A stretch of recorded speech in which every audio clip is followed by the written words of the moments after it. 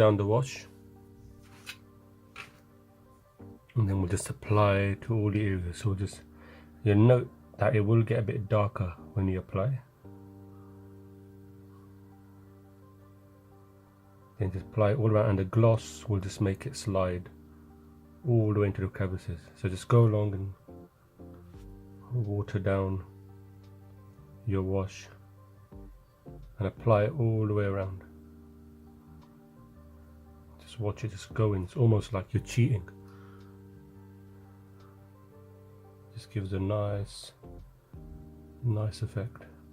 So work around the whole model and then we'll let it dry.